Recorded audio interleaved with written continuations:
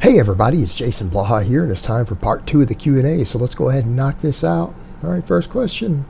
Serious question, Coach. Is there a safe way to training wrist flexion without accumulating any kind of injury? I believe having a large range of motion prevents injury, and stuff like wrist curls might be bad for your wrists in the long term. What are your thoughts? No, I think wrist curls are fine. I think they're perfectly fine. Hell, I've thought about doing some again myself. I used to do them many years ago. Obviously now I don't need them because my forearms are pretty big due to all the pulling and stuff I do personally.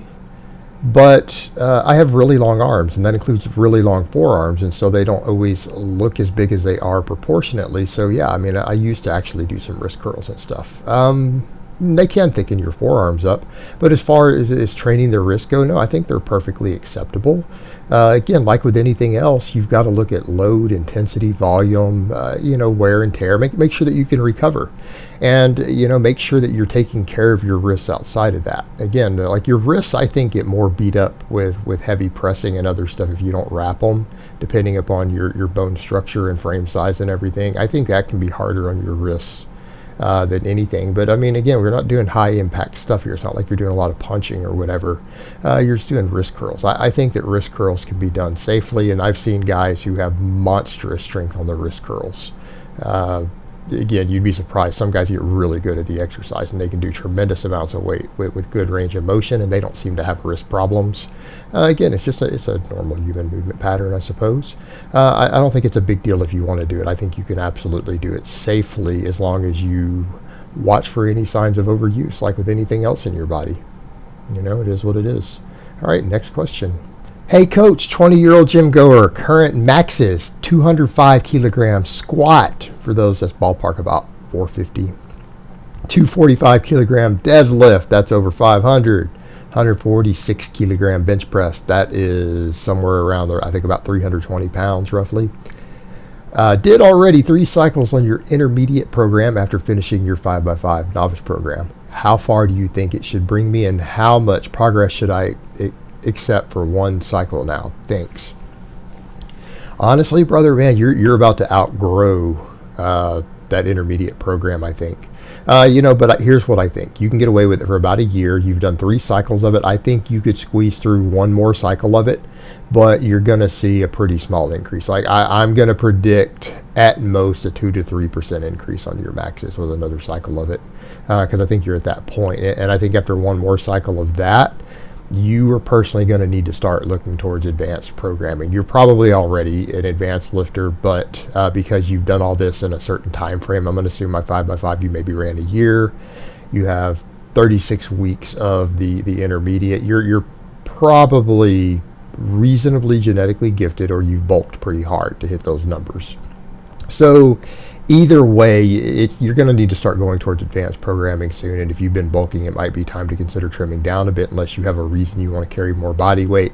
But I think you could squeeze out maybe 1 more cycle of it. That's what I would shoot for. And then it's probably going to be time for you to really look into advanced programming at this point. But man, that's fantastic progress. You've done really well. This is what I like to see. This is like my goals, what I want to see out of guys who were following my stuff for a couple years. You've done fantastically well. Keep moving forward, brother. All right, next question. Do macros matter when I am just eating for maintenance? I count calories and protein, and that's it. I keep carbs higher than fat, but don't count. Oh, and I have a system. I train 3 times a week, and on training days I eat 4,000 calories, and on rest days where I do other things such as tennis or run or just chill, I eat 2,000 calories. On Sunday, I eat 3,000 calories, which is my maintenance calories. Thoughts on the macros in my system, which I use because I really can't eat a lot. My body needs food, and I'm 21 years old in this system. I feel good. Thanks, Jason. You know what? I think that's perfectly reasonable. I know a lot of people say, man, that's a big discrepancy on training days versus non-training days, but he's maintaining body weight. This is his maintenance. And you know what? If your maintenance is about 3,000 and you're eating 1,000 surplus on training days and 1,000 deficit on the off days, and you're not trying to necessarily progress hard, you're just in a maintenance phase, I think this is perfectly acceptable. And honestly, what you are doing is very, very similar even to what I'm doing right now, cutting. I eat more on my training days. I don't track carbs and fat.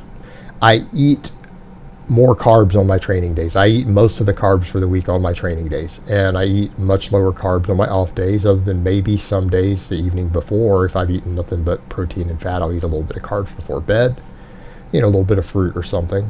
And that's pretty much what I do. You're very similar to what I do, although I think your numbers are a little more extreme. But that's perfectly fine for maintenance. And like you said, if you feel good doing it, that's fine. And I tell people, you don't actually need to count carbs and fat. You don't actually need to count them. It doesn't matter that much. Again, but like you said, that you eat more carbs than fat. Exactly. That's all you need to know. And you said you feel good on this, that you're at your maintenance, you perform well. So I think that very much kind of goes in line with what I've been telling people. This sort of system can work, and I think your system is fine. You're putting more of your cows on your training days, your 3 full body days a week. Again, you're tracking calories and protein, and you just have some small idea that maybe you eat more carbs than fat. That's it. That's all you need to know. That works great. I think your system is perfect, really. And the only reason to improve upon it is if you want to be OCD and actually track all that other stuff. There's no actual physical benefit. Like you said, you feel great. Your maintenance, you're performing well. So it works, and that will work for most people. It works just fine. So yeah, I totally approve of your system. It falls in line with some of the advice I've basically been giving people lately. Just the easy way to do things. It makes sense. All right, next question. In response to your video about pausing on your lifts you made the other day, if you can't explode up from the pause position, are you lifting too much weight? That is, if your bar crawls upwards instead of explodes upward, is it too much weight? Well, that's an interesting question. Are you doing singles? Because if you are crawling and it's such a slow from a dead stop on the first rep, there's no way you're doing like 5s, right? So maybe your idea of what's slow versus mine is different. Maybe you need to video it and see how fast it's going. Because if you're doing, say, 5 rep sets, let's say you're going to do a 3x5 like what I'm doing, and from a dead stop, everything is just dead slow on the first rep of that 3x5, I don't think you're going to be able to complete a 3x5. You're probably doing a weight that's maybe possibly up to your 3 rep max. You should be able to explode with 5 rep sets from a dead stop. If you're not, it's because you're just not used to dead start training, and you've got things you need to work on with your nervous system. But what I would say with that is that's an indication that maybe you're not used to the system, but if you're using too heavy of a weight, you won't be able to complete the reps, right? You won't be able to complete the reps. You should be using a fairly heavy weight. Now, it might seem like when I'm doing my squats that, for example, you see me doing that it does start really fast, but I've also started doing pause squats with a lighter weight than my normal, and I'm building it up. They'll slow down a little bit out of the hole as I progress and add weight. So, honestly, it depends also on what you're trying to do for progressing. You need to understand that once you get a weight that it is really slow on all your reps on the work set, you're probably using the maximum poundages you can even handle for pause work. I mean, it's better to get speed, but you also want to progress. And what I think you can also use here, another take home, is that you can use bar speed to determine your progression. Just because it's starting slow doesn't mean it might be too heavy. It just means that you're probably getting to your actual physical limits of what might be the maximum weight you can handle, which is fine. We should be approaching those numbers. Even if we're undulating them back and forth, we should be approaching the heaviest weights we can handle for those work sets, even if it means slower bar speeds. All right, next question. Hey coach, I've been cutting while running madcows 5x5, which is probably a dumb idea. I've dropped 15 pounds since I started on July the 16th of this year, 195 body weight to 180, currently at 5'11".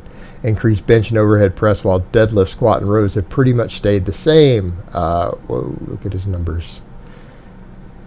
365 for 5, 315 for 5, 205 for 5 for that's deadlift, squat, and rows. And I've pretty much stayed the same. I was planning on cutting to 170, but recently had a random week of complete lack of strength, focus, and intensity in the gym. If I continue to cut to 170, would you recommend stopping madcows and doing something else until I start bulking again? I've enjoyed looking better, but at the end of the day, it's counterproductive to my long-term goal of being as big, as strong as I possibly can be. Thanks. If you are 5'11" and you want to be as big and as strong as you possibly can be, you have no business dropping to 170 pounds. You're not a bodybuilder. You're not about to step on a bodybuilding stage. You need to stop at 180. No, don't go lower than that. Your numbers from looking where they're at, yeah, you might have more fat than you want right now. You might not have that really lean look. Maybe you need to consider recomping for a bit, but I wouldn't go under 180 for you. Don't 5'11" as a lifter trying to get big and strong. Don't do it. You're 180. That sounds good. That's a real good number. Why don't you sit at 180 for a few weeks and then slowly bulk up to 185? Maybe even bulk up to 190 and get those lifts up so that you will have recomposition to be bigger and leaner than you were at 195 before the cut. That's what I would recommend. No, don't cut to 170 if you're not going to be a bodybuilder or a model. At 5'11", lifting heavy weights, doing systems like that, don't drop to 170. I think 180 is about your cutoff. And like you said, you saw your strength start to drop. Yeah, because that's about as light of a body weight as you want to be at. Go ahead and slowly creep back up to 185 to 190 from here, and then cut again if you need to. All right, guys, but that's really all I have to say on that today. I hope it's been informative, and I will talk to you guys next time in part 3.